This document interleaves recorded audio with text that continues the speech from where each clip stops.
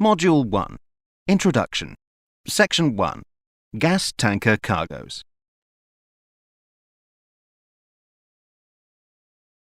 Liquefied gas cargoes.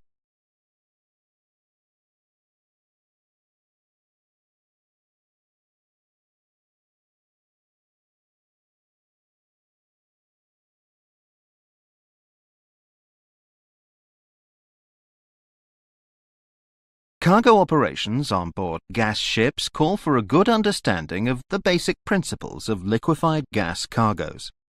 For example, how the cargo is converted from a liquid to a gas, and how the gas can be re-liquefied on board. Those working with the cargo system must understand that the cargo can be considered to be a boiling liquid, and one that will evaporate unless kept contained under pressurized or refrigerated conditions. This information will help you understand the process of re-liquefying the boil-off from refrigerated cargoes. Many of the cargoes aboard liquefied gas ships are hydrocarbons, from the same chemical family as many oils and petroleum compounds. These gas cargoes have similar properties of flammability and toxicity to petroleum compounds, but they are much more volatile, as, by definition, they are gases and not liquids under normal conditions. Chemical cargoes. Many of the other cargoes in the gas industry are chemicals used in the petrochemical, polymer, or fertilizer industries. So you need to understand the chemical and toxic properties of these, as well as any flammability aspects. Note that the cargoes aboard these ships are always carried in liquid state, so we should always call the ships liquefied gas carriers. In practice, the name is usually abbreviated, but everyone involved with cargo operations must always be aware that the cargo is a liquid that evaporates readily. Liquefied gas. A liquefied gas is a substance that is a gas at normal or ambient temperatures and pressures, but which has been turned into a liquid for ease of transportation and handling.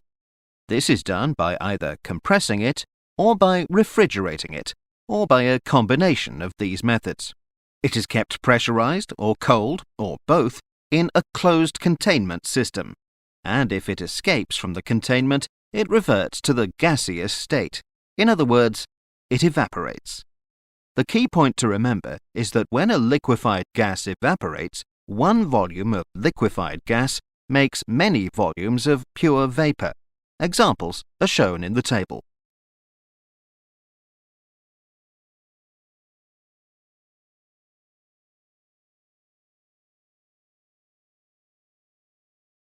Temperature and pressure relationship.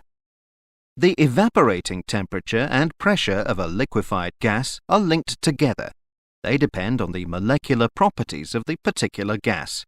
In general, the lower the molecular weight, the lower the evaporation temperature of the liquid at a given pressure. This property does not depend on the quantity of the gas present. So, the same liquefied gas always has the same pressure at a given temperature, no matter what quantity is present or what container it is in. It is essential to remember this fact whenever handling liquefied gas cargoes.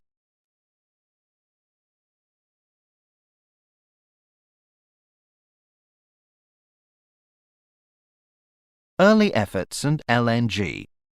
The first attempts to ship liquefied gases began in the 1930s with liquefied petroleum gas, LPG.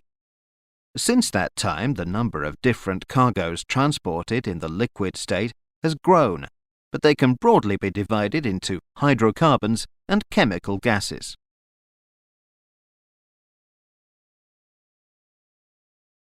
LPG and hydrocarbons. Liquefied petroleum gas, LPG, is the general name for propane, butane, and mixtures of the two. These products can be obtained from the refining of crude oil, as well as directly from some oil fields. These products are widely used as fuels. Ethylene, C2H4. one of the primary petrochemical building blocks used in the manufacture of many synthetic polymers, including polythene. Isomers. The same molecule may have different structural forms, and these are known as isomers. For example, a hydrocarbon molecule such as butane, C4H10, may have the carbon atoms arranged in a straight line or in a branched structure. Vapor pressure diagram. In terms of their transportation and handling, the most important thing to understand is how these gases behave at different temperatures and pressures. This is often shown on a graph called a vapor pressure diagram. The temperature in degrees Celsius is shown horizontally, with the pressure vertically.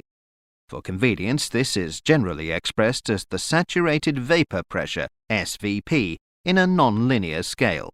The units used here, kilograms per square centimetre, are equivalent to bar or normal atmospheric pressure. Each gas has its own individual curve on this graph.